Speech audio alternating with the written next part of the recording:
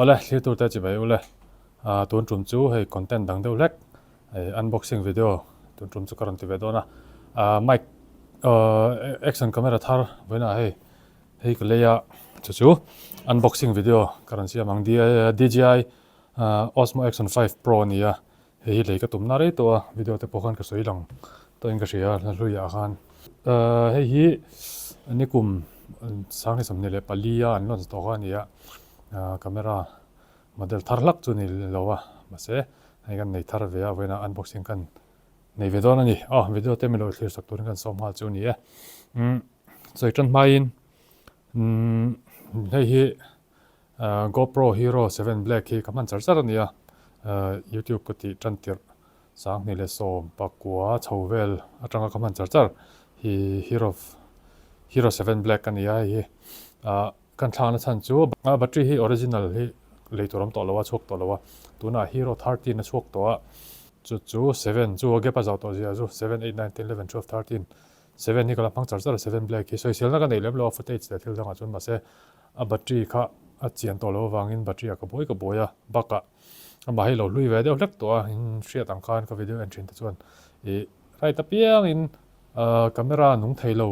ka boina sa thina ni video te pok soina sa thina khangvel khan in ve deuh lek to chu wangin thlak ngai ve to ni hi ka tia to ti chung in hei DJI Osmo Action 5 Pro hi kan lei ve nia EMI in kala Bajaj Finance through in aman vai pek tur poka nei lawa chu hei lo mong khop mai an soi do tur poka shelawa ama hi an unboxing tingal mo meng ka hong chak to khopa voin te khan unboxing video siam ka du sia ka ngak chara pek thlapin ti hian office ka kol chara in unboxing ka ti du don sia ka tia unboxing video ti don ni Action 5 Pro hi ka thlan na chan chu a battery life kha bon riau maya darkar level record thei ti kha ni hem maya chu ta kara chu ba ka chuan night footage te kha a try ma eng tha zan footage te package hei camera chuan hei accessories ania hei adventure combo kha nia selfie stick a choma chuanin extra battery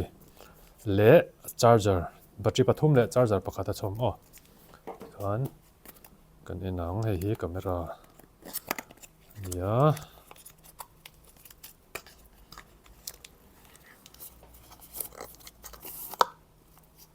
chuan kha jong kha bom chu ni mai hei a case chuan hei camera pa ngai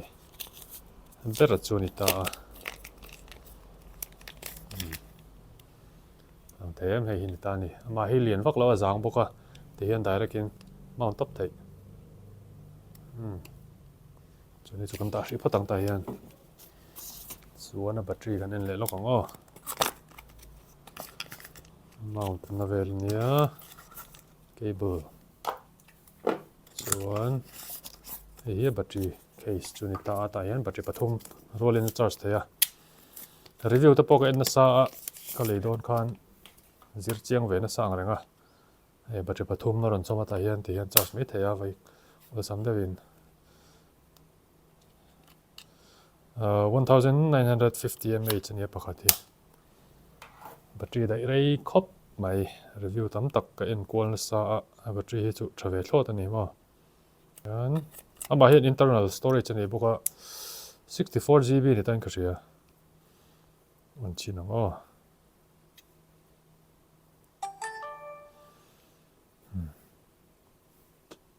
lian khop mai len po on chinang chiang an hei me setup value chu nakina te taila te lo om pot sela GoPro Hero 5 ai chon chete na sei cheta ma se san zong chu inang vel hi Action 5 Pro hi ka du deuh na chan chu direct in type C mic kha ta hian man top thea chuan mic adapter ani thowa ma se adapter te len type C mic kha man top thei ta chu ba ka khami an wireless mic ho DJI mic mini te mo DJI mic 2 ti velmi ho kha ama hian receiver tel lovin direct in ama hian connect top thei chu nok ton lo sia ka tu deuh na chan pakhat ania GoPro a chon soile taila heta hi mic adapter ania hei helmet sira te kan vua tian lian ber burin mo hi om nge nga direct in mic connect thei lawa ti hian connect chong thin ta tian kal duat thina ka boi thlak em ema nok box sia chu wangin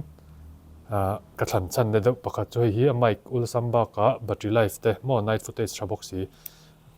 vel kha kan du deuh leka GoPro in kan thlang ta thri phot ania GoPro chu kan hre takin a mang thin te chu ni thewanga a heng na sa ni hero Thar tin te poi review ka ena a heng nung theilo thi theilo ti vel hi sei alo ma hei hero 7 point thawa masela DJI emi Osmo Action 5 Pro hi chu a heng le nung theilo nuar ti vel kha soi om vok lo ka du na chan em pakhat ania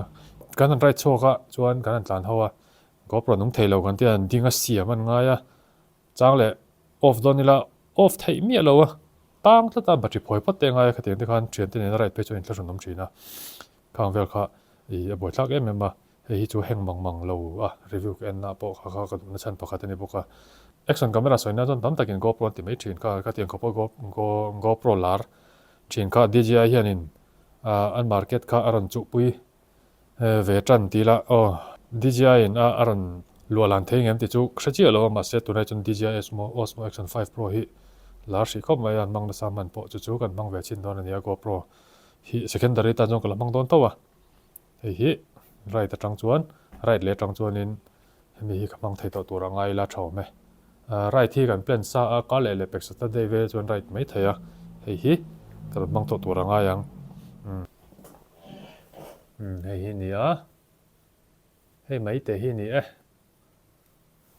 ti khan video chu du tok mai la thaw me next video enge thaim te chu kan endon ya hi footage te fiam ti te kan endon ni bye bye ule video lo en tu zong zong te in zawai chung alom tu ko se bye